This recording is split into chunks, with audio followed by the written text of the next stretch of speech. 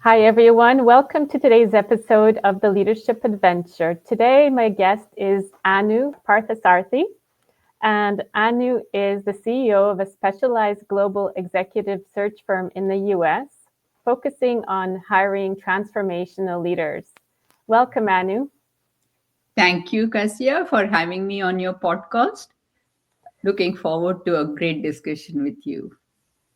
I'm really looking forward to hearing your perspective on some of these changes that are currently happening in the world of executive recruitment, because I'm thinking it must have been affected by some of these political changes and some of the other things that are happening in the world. But before we dive into that, I'd love to hear a little bit about your own journey, your own career. Are you happy to share a little bit about your background? Sure. So, interestingly, I got into executive search because I love businesses and how they are built and what it takes to build a successful organization, a successful company, a successful business that lasts for a long time. We've heard of the IBMs of the world, the HPs of the world, and more recently, the Googles and Metas. What does it take to build such a company? What kind of people do you bring together? At what point of time do you bring them on board? That fascinates me. And that's what led me to really get into this whole executive search business because a lot of executive search is about understanding what you can do with the right set of people. And who are this right set of people? Where are they? And how do you go about getting them? But the first very key part of it is understanding what you need. And understanding what you need depends on understanding the challenges and the opportunities that you have as a business, and therefore, what kind of problem solving you need to do. So that's kind of been my entry into executive search. The other aspect that I just got lucky and fortunate to get exposed to is that I've worked in multiple geographies. I started my career in India. Soon enough, got to work in Asia Pac, Singapore, Malaysia, and also Middle East Asia. So when people now today suddenly wake up and talk about Abu Dhabi and Qatar and all that, I've had real experience working in these places with people in these places. And then come to US in the last 24 years in US, been exposed to, having being based in California, in the Silicon Valley, exposed to all the technology changes, the venture capital industry, how it has changed from what it was to what it is today. Everything, being exposed to all this. So it brings a certain, I would say, a perspective that you get when you see all this happening and then you are in the middle of it is something that I just am fortunate to have had. And I bring that to my entire practice of how do you make your company succeed with the right kind of people. Thank you for sharing that. I'm sure that, that's such a rich experience that you've had working in these different places. How much time did you physically work in Abu Dhabi or remotely? Remotely, not I was not physically present there, but if you are in India and if you actually happen to be the kind of, I was an early entrant into the whole hiring uh, uh, business. And so a lot of my clients used to be from Middle East Asia, from Asia Mhm. Pac, and from India, and from the US, and from Australia. So it was such a melting pot in terms of just how much you got to see of different cultures. Fascinating. I'm all about learning about different cultures. I really Sure. find it's such an interesting way of working. Yeah, like for instance, believe it or not, there was a point of time I've done hiring in Brunei. I, Hmm. I I had to look and find out where it was and what was happening there and how why are they hiring? Like Yes, I just recently met someone from there, and then I said, "Oh, I haven't been there. I've been to Borneo, but not to Brunei." And she said, "Oh, that's okay. It's very small."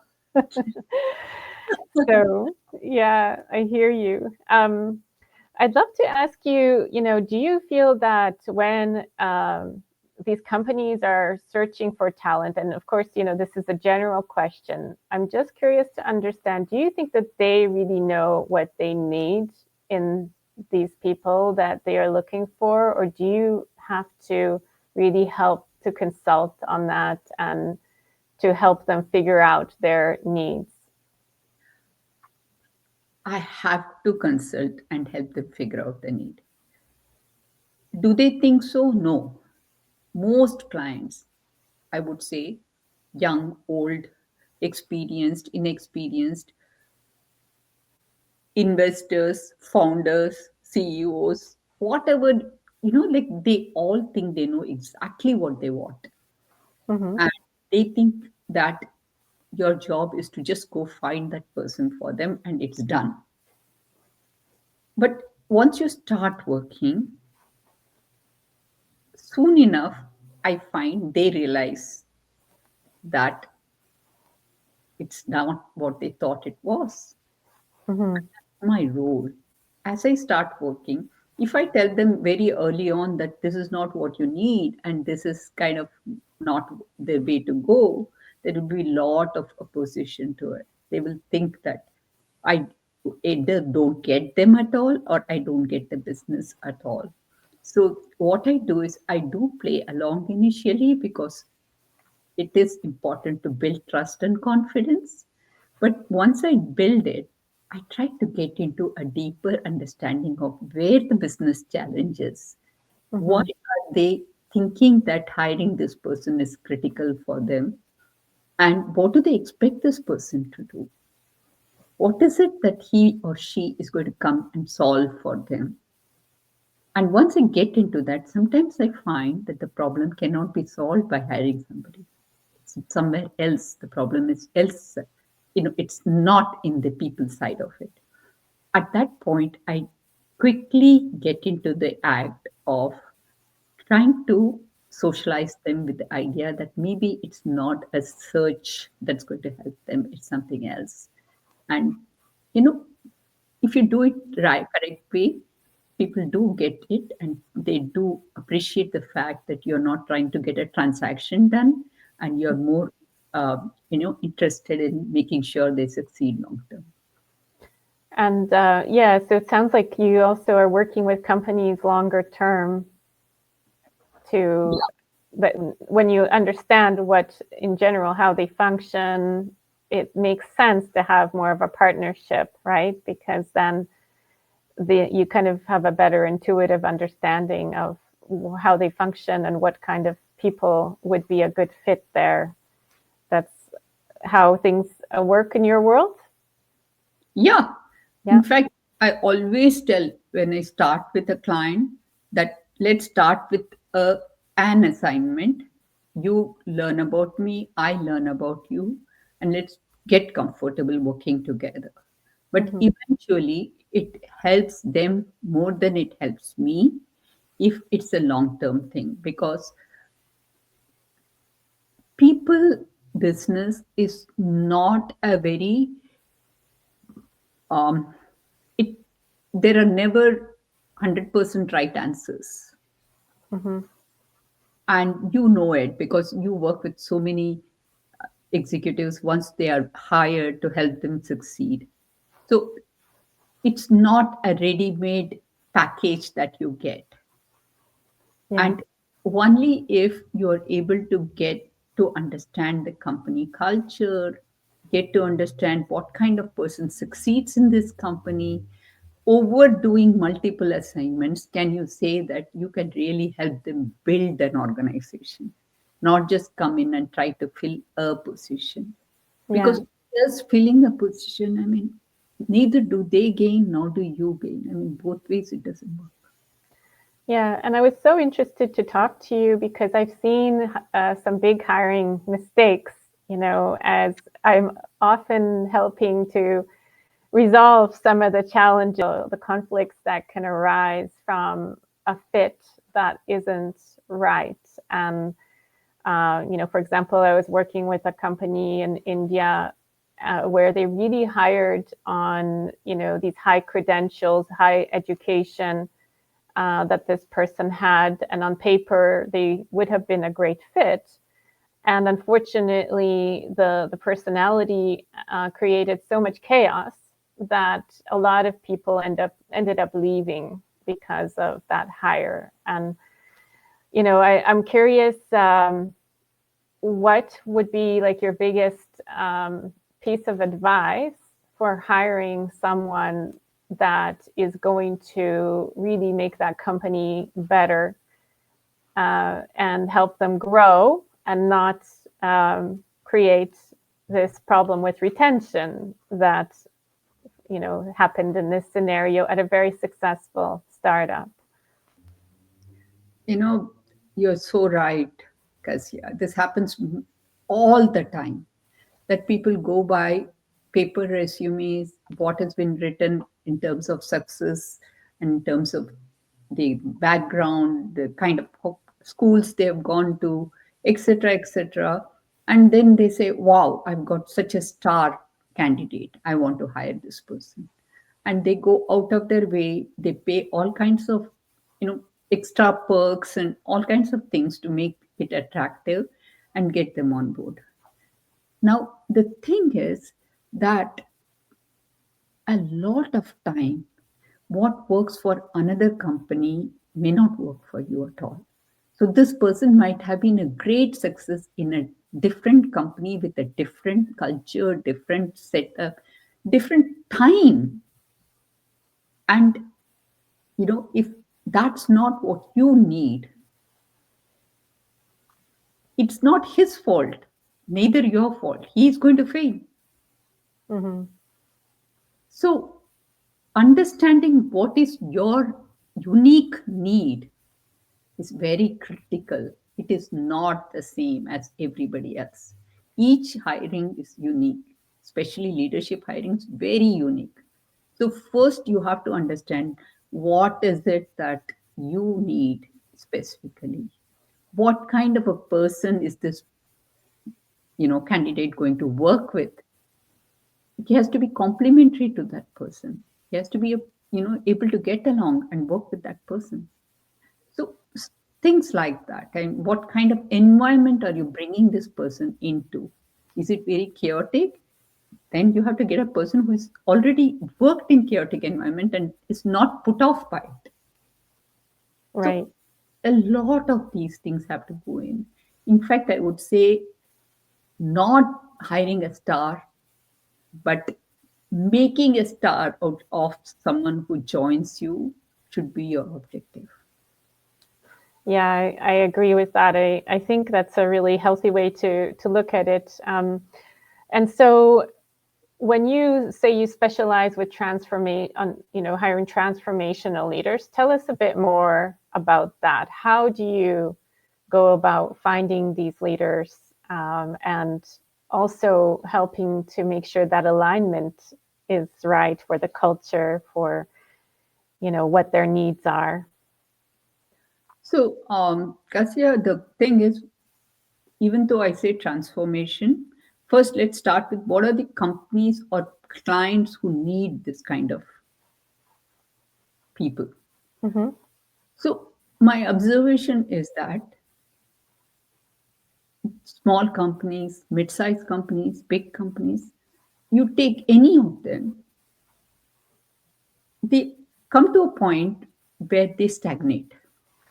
To Mm-hmm. go to the next level, they need to change a few things. The potential to achieve something big is there, but unless you get the right set of people who understand that and who can carry the team along to achieve that, you can't really get there. So I find that I call it transformational because you want, when you hire a key leader, you just don't want that person to come in and keep status quo and say everything is hunky dory. Mm-hmm. You want this person to aim for something much bigger and take the company there. You want the person to an extent, reinvent the company and make it much more robust, much more relevant, much more um, competitive in the future. Mm-hmm. And just because a company has been successful in the past doesn't mean it will be in the future unless it does this kind of transformational hiring. Because when you get a different, fresh set of eyes, you can really do wonders because you have the base foundation already and you are able to look into a different direction, different market, different, uh, I would say, potential, and then you kind of provide the support to this person, he or she can achieve that. Mm-hmm. So, the kind of people who are able to do this, I find are people, one, vision is important. The ability to see a little further into the future is very, very critical. If you feel that, otherwise you get stuck with, oh my God, my competition is so much bigger. Where am I going to take on these people? But if you're able to see a vision for some a different future, then you change the playing ground and you're able to be more optimistic and take your team along saying, hey, you know what, let them do what they're doing. I'm not trying to beat them in that game. I'm talking about a different game. Before they discover it, let's go get it done. So vision is important. The second thing is ability to stir some chaos is important. If things are very you know predictable, very much the same of what they have been before, then the results are going to be the same. You're not going to get a different result. So, to make a bigger thing happen, you have to change what is happening, how you do things, the process, the kind of people, etc., have to be changed. So, a little bit of chaos is going to happen. People are going to get disturbed. People are going to be pulled out of their comfort zone. So you should be ready to make unpleasant decisions. You should be ready to be not a popular person, but a Mm-hmm. person who is kind of stirring things up, but is transparent and very open to share why he or she is doing this and how it is going to be a long term win win for everyone. So that's, I think, very, very critical. Yeah. Third, I think is very related to the second. People who are not happy with status quo, who always feel restless and feel like there is something more to be done, and who don't want to be constrained with, who don't want to be micromanaged, who don't want to be kind of put in boxes. So I would say these three things are very critical in terms of personality traits for people I look for. How Mm-hmm. do I find them? So, like I said, I don't go by this star resume thing because I think it doesn't lead you anywhere. Nowadays, especially with the whole digital media exploding the way it has done, people write whatever. I mean, frankly, I don't go by anything that people write in this digital media things. What matters is how they think and how they execute on the ground. So, how do you find that? You can't find it overnight. You have to know people over a period of time. So, I have built a community over last almost 17 to 20 years. I think I started this when LinkedIn was launched. Okay. It's been so I use digital media, I leverage digital media very much, but for a different purpose. I have been talking transformational leadership for all these years, no change. Mm-hmm. What it does is the people who are interested in those kind of things, the people who are who see what you're talking about is making sense, they are the ones who want to be a part of this community. They are the ones who want to get to know you better. So it's a self-selected kind of group of people. Mm-hmm. Like you would know, people who are of one kind attract the same kind of people. So Yes. sub communities get formed. So Yeah. now, after this many, I mean, after 2 decades, it's easy for me to spot them or to use my network to find them because Mm-hmm. that's that's all I have. I almost always tell people who are looking for very standard, you know, uh, I would say structured corporate ladders. I say I am not going to be of help to you. Right. Yeah. So I virtually removed myself from that whole game. Interesting. Yeah, I think it's fascinating to see, as you've spent that much time, right? Now you also see the patterns. You know exactly how to spot, these kinds of people. And we're, just thinking about the change, all the change that's happening now, right? You've probably seen many changes over the past 20 years. I'd love to hear your take on how these kinds of leaders handle change compared to the usual person, because most people don't really love change, right? But there are people that do enjoy and thrive on change. So what are your thoughts about that? I feel the ones who enjoy change can see the energy they have when they see a new wave coming in. So now we are in the midst of, or some would say, beginning of the AI wave. And AI is going to be very different. I mean, it's almost like a new industrialization kind of way. Something similar to what happened with the whole dot com digitization that happened during the 2000s, early 2000s. This one is as big, if not bigger. And you can see some people getting very frustrated and saying, no, this is not going to happen. Okay, what we need to do is bolt AI onto what we are doing, and this is the problem is solved. Okay, they are not the right guys. Mm-hmm. Our transformational leaders will look at it differently. Man, this is so big. This is so wonderful. We need to build new companies. We need to virtually think afresh, and we need to see what we can achieve with this. They bring energy, they bring fresh thought, and they bring an urgency to it, saying it's not tomorrow, it's today, it is now that we need to do this. So you can see that, you know, Mm-hmm. that's what I mean when I say the right kind of transformational people will thrive in this kind of a changing environment.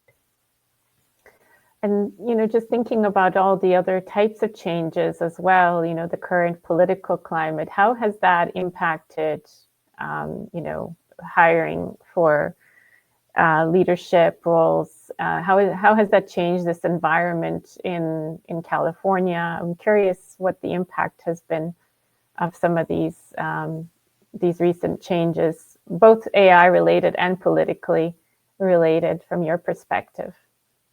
So, what has happened is, let's first start with the political realities and what it means. The political reality is they are putting very strong barriers to people movement.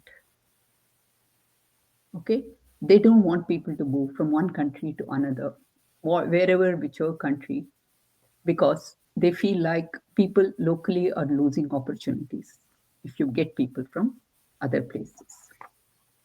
Now, I'm not even going to debate any of these. But on the other hand, today, our technology has made it possible for us to work from anywhere in the world. So, what I see most companies are doing, they are saying, I won't bring anybody. I'll just go there and set up another shop there. Mm-hmm. And so that is happening in even bigger way. Then I actually thought, now come to the AI part of it. Now, what does AI do? Because of the AI tools and the kind of powerful, I would say almost human like capabilities AI brings, on one hand, we are talking about companies and organizations which are going to be leaner. Like we are already talking about billion-dollar companies with one person, blah, blah, blah, things like that. But on the other hand, we are, what we are seeing is that even this lean kind of setup that we need to build for an AI company, it's all very highly qualified people. It's all people who are who are going to be doing the kind of work an AI agent cannot do. You cannot be replaced. Okay. Now, these kind of people don't belong to just one community or one country or one origin. They can be anywhere in the world. Mm-hmm.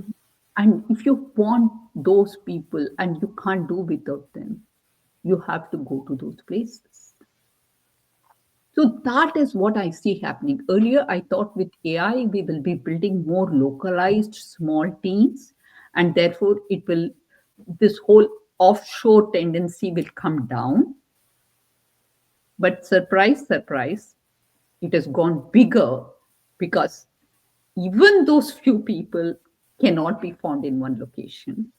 And therefore, people are forced to go to other places and build multiple locations even more because they can't even say, okay, just two of you there. I don't want to have two people in this place. Bring them here. I can't bring them.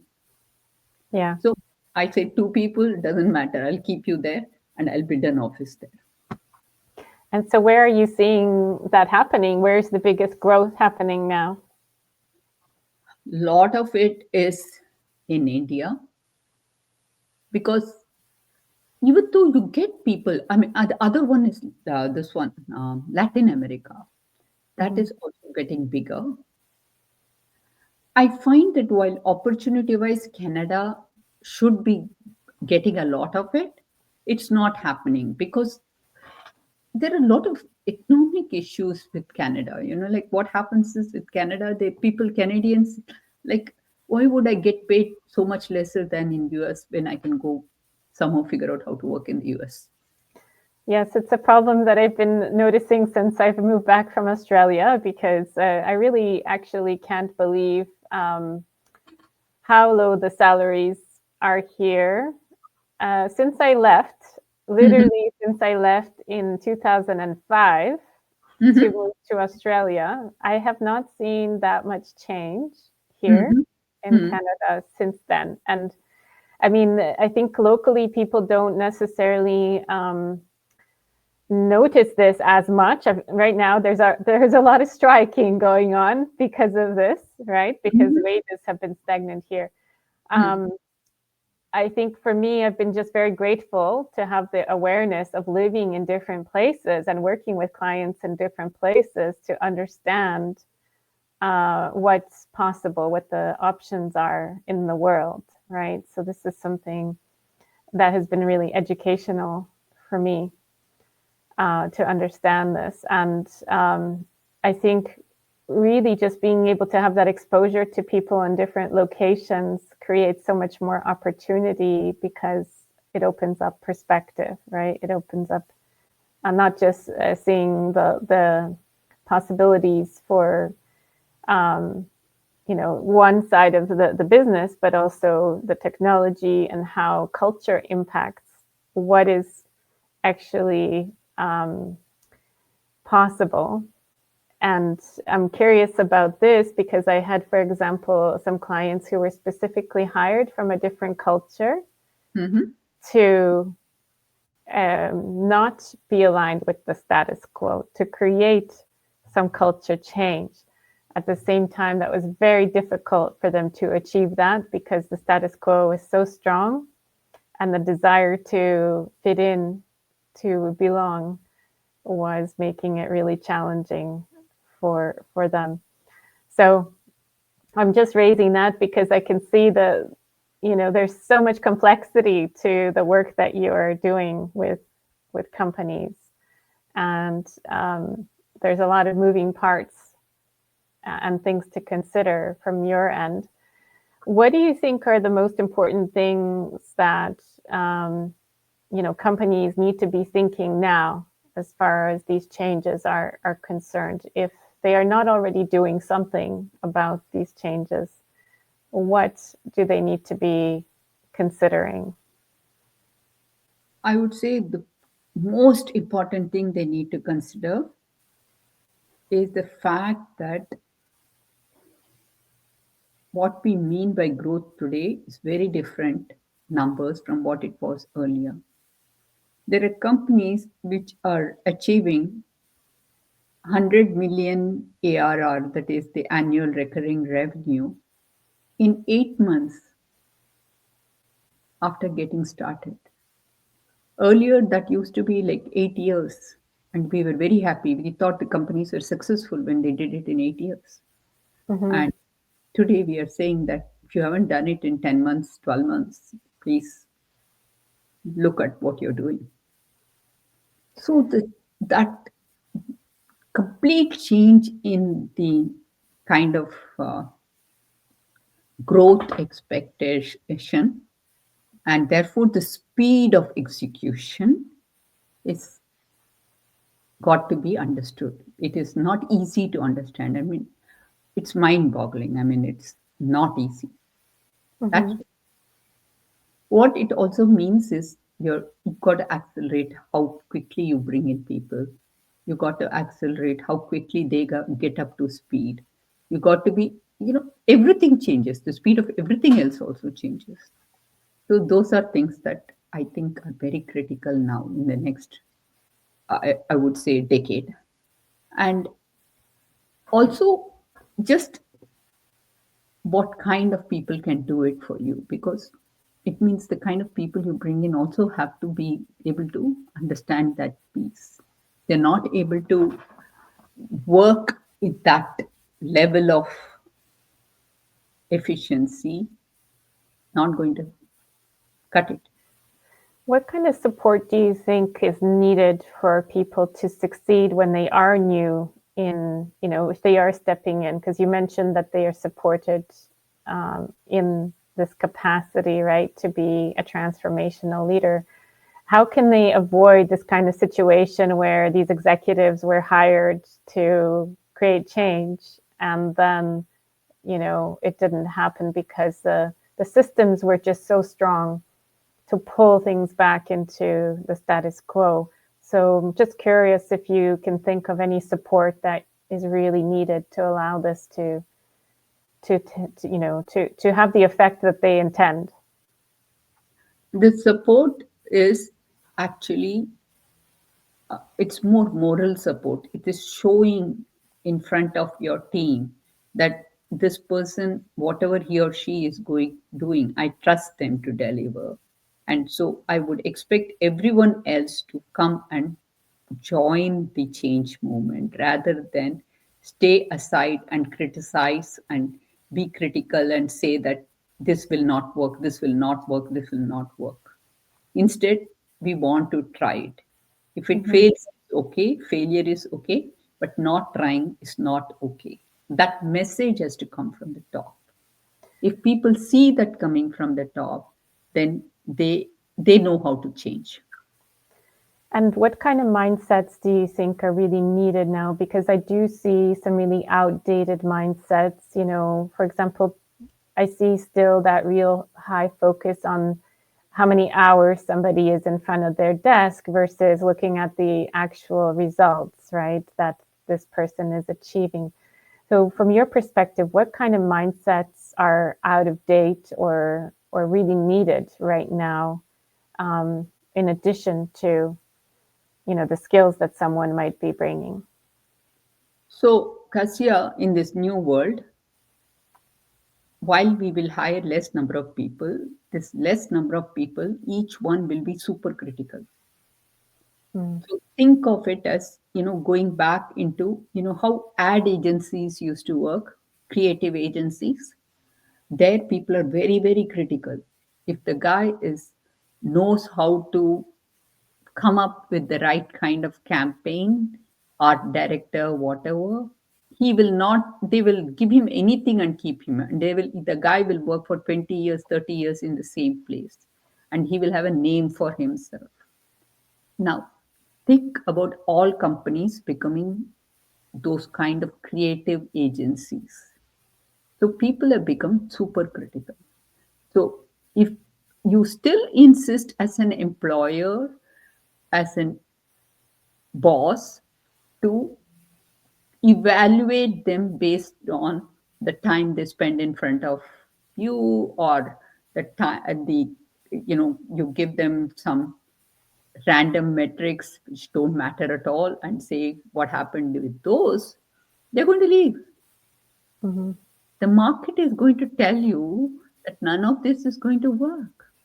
People are going to become far more independent, and they will have a value that is based on what skills they bring to the table, and they are going to demand that you treat them well. If you do not treat them well, they're going to leave, and you cannot replace them easily. So it's going to become a very different world. Unfortunately, there is less and less room for mediocrity. Mhm. That will be something that every one of us will have to understand, because you work you work well in wherever your strengths lie, do the best you can, and for the time that you can. This period of time also is going to change. Some people will work till 40, some people will work till 50, some people will work till 60. The period will change, because intense work when you do, sometimes you burn out.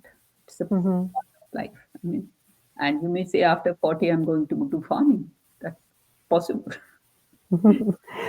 Lot of things are going to change, and there may be people available post 60 and 70 who are very, very good, because with AI tools it also makes you much more, your ability to work for a longer period of time also is there, because now you're not talking about managing huge organizations. You're not going to have those 50,000, 100,000 organizations and the complexity that comes with it.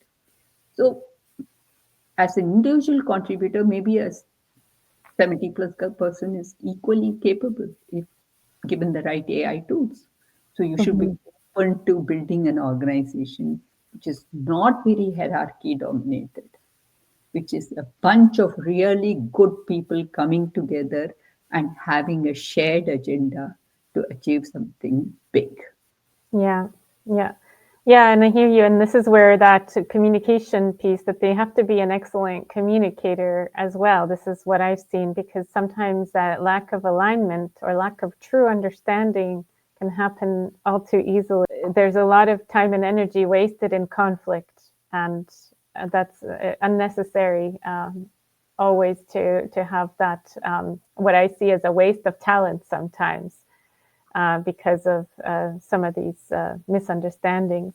I think that it would be great just to hear what you think is the most exciting thing that's happening right now. Which, areas are the most exciting for hiring in this realm at the moment?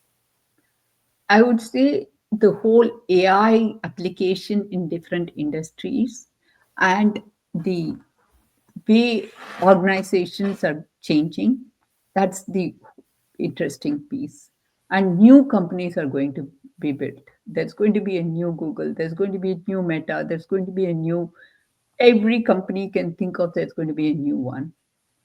So, there's every industry is going to, I mean, earlier, the whole .com era, things like education, healthcare did not get changed much.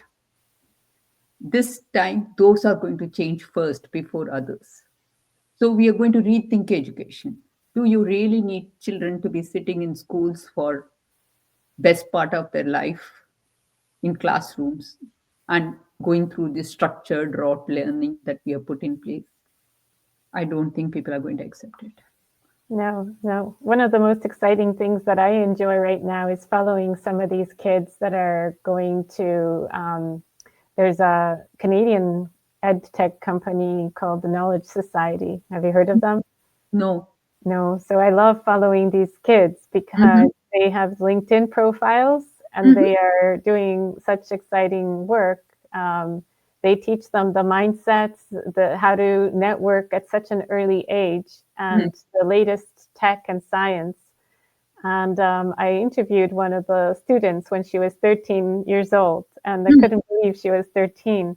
Right? I think you're right, and I think that we're actually not really helping kids develop their full capacity with the education systems that we've had in place. So I'm excited to see their progress. Yeah, we're wasting children's time, precious time we're wasting. And, we're killing their creativity. I mean, less said, the better. So I think, those things will change with AI in a big way, positive changes that are going to come about. And so those are the things, in fact, I'm telling people, if you think you're worth something, show it. Go do something, build something. This Mm. is the time I think we can get really creative about what we can do with the new tools and new things that are required to be done. And there is going to be sky is going to be the limit. So the next, I would say, 5 years are going to be game changing for everyone. Yeah, I love that.